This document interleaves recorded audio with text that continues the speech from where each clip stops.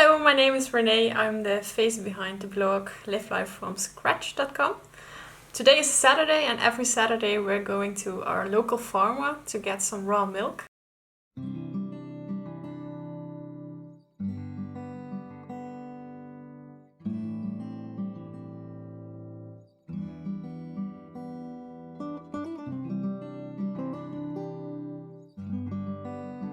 We are fairly large consumers of raw milk. Every Saturday we buy 11 liters, which is about 3 gallons of milk. We use raw milk for our daily oatmeal porridge, we make our own milk kefir, fermented butter and yogurt, and every afternoon I drink a large cappuccino, which I love. The farm is about 5 minutes away from our home, and we'll take you along with us today.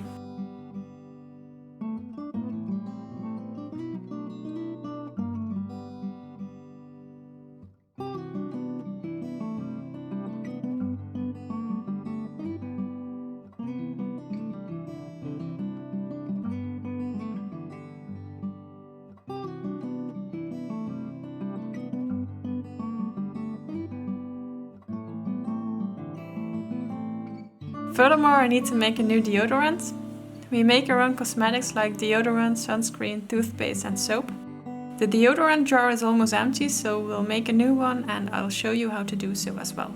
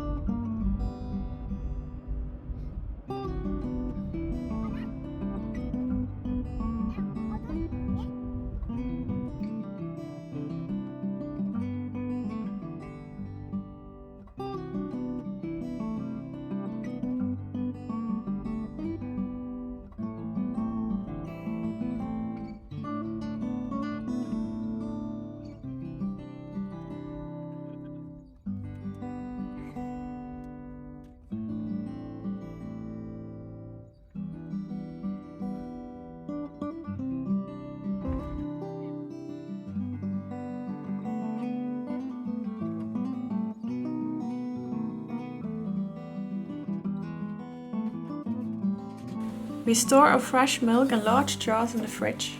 We use these large jars so we can scoop out the cream easily. We use the cream to make our own fermented butter.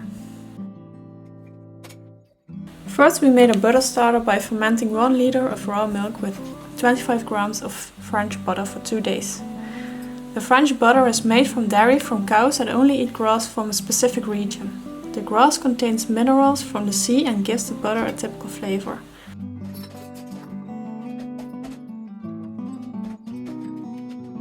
I'll link the butter below in the description. After 2 days of fermenting, we poured the butter starter in an ice cube tray and put it in the freezer. To make the fermented butter, we used 2 ice cubes on 1 liter of cream. We let it ferment for 4 days on the countertop. Put the fermented cream in the fridge for 2 hours before you make the actual butter. The taste of fermented butter is much deeper and rich than ordinary butter.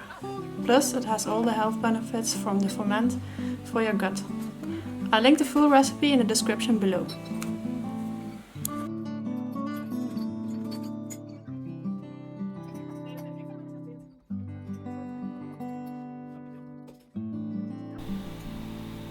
After all the milk was put away in the fridge, it was time to make our homemade deodorant. Today we're going to make homemade deodorant with some coconut oil, beeswax, shea butter, arrowroot and baking powder. first of all we need 2 tablespoons of coconut oil. So just scoop this out of the jar. Doesn't come very closely to measure it out.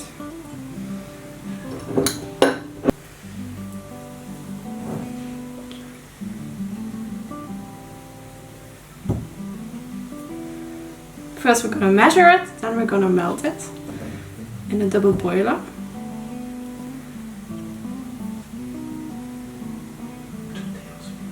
Two tablespoons of shea butter. And now all we need is some beeswax. 2 tablespoons. If I can open this package.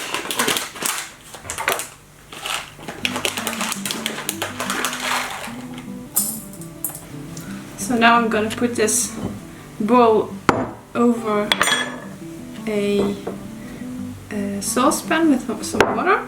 So I have a double boiler and the oils can melt. So, see you soon. To make a double boiler setup, you just need 1 little pan with some water, a stove and a heat resistant bowl. You put the ingredients in the bowl and the heat from the water will do the rest. It will completely melt and would not burn because it's only heated by the steam of the water and not by the hot surface of the water itself. So now we need to measure the arrowroot powder and the baking soda. This piece goes back.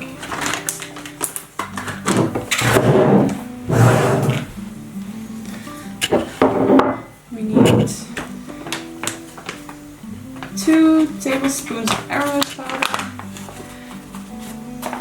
I don't have enough, but I can use cornstarch for it.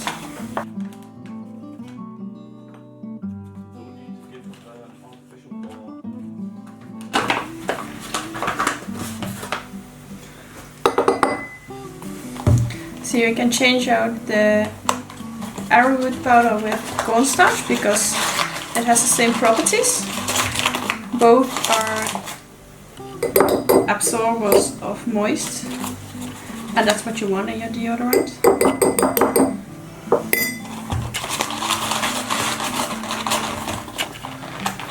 So either one is perfectly well for this recipe. And now I'm gonna measure out the baking powder. This time we need 3 tablespoons.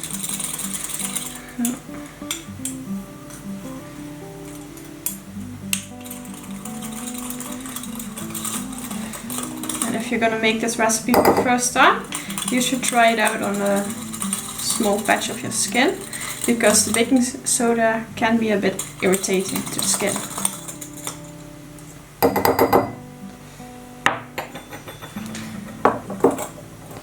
So if you get a rash or it's itchy, you should not use it in your recipe.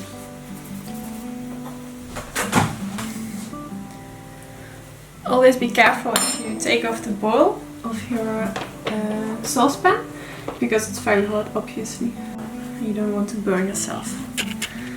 So now we're gonna let this cool a bit down and then we will add the powders. And stir it and then it's ready. The first time I didn't add any beeswax, but because it's summer now, the temperatures are higher of course, and that's making the deodorant melt very quickly. But by adding some beeswax, it stays more solid and you don't have to put it in the fridge, and that's more convenient.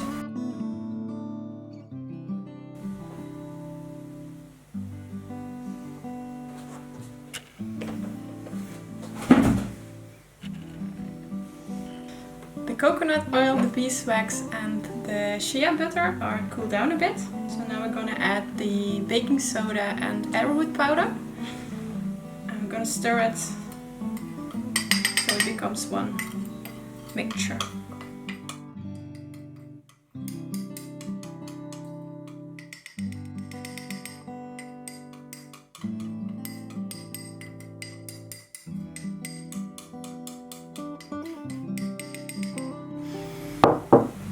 I'm just gonna use a regular spoon because we added the powders, the butter and oil and beeswax immediately cool down a bit more, so you get a more pasty-like substance.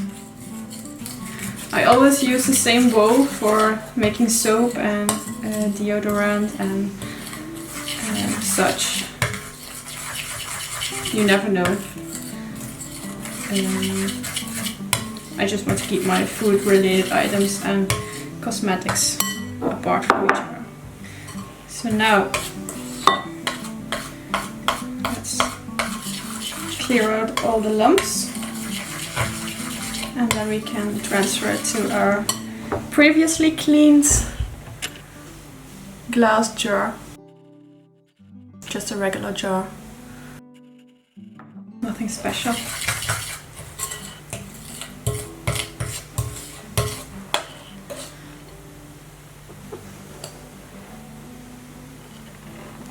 Don't wait too long, because if it's solid, you can't pour it over anymore.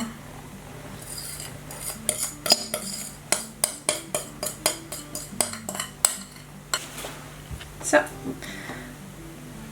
there you have it. Now we're just gonna let it cool, and if it's at room temperature it's more solid, and then you can use it as an all-natural homemade deodorant. Don't store it too long because it has no preservative in it. I would say about 3 months would be fine, but after that I wouldn't use it anymore. Now that the deodorant is ready, it's time to fix the garden. I'm a bit ashamed of our storage. You could say it's a bit messy. Well, or a lot. I'll fix it in another video. We had a very dry and hot June and July in Europe, but the last couple of weeks we had only rainy and cloudy days, so we haven't worked a lot in the garden the last couple of weeks.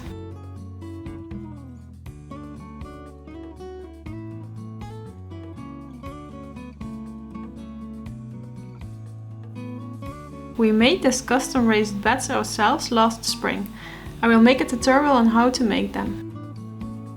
We love these raised beds and so far have grown beets, broad beans, tomatoes, herbs, kohlrabis, kale and pumpkins in them. Because they are raised about 3 feet above the ground, we can also utilize the ground beneath the raised beds. We have grown and are still growing carrots. Carrots are perfect for the spot in our garden. They only need half shade and can grow in the soil as far as they need to.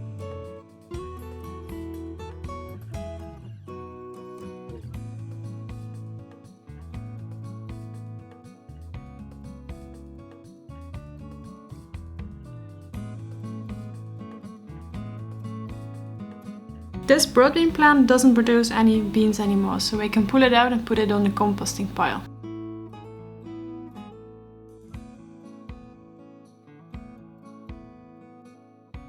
It almost rained for 3 weeks straight. Tomato plants are a bit sensitive for irregular watering. The first 3 tomatoes we harvested this week had burst open. Let's just hope the rest of the tomato harvest will be just fine. Because we haven't been in the garden much, there are a lot of suckers in the tomato plants. Normally we check them daily.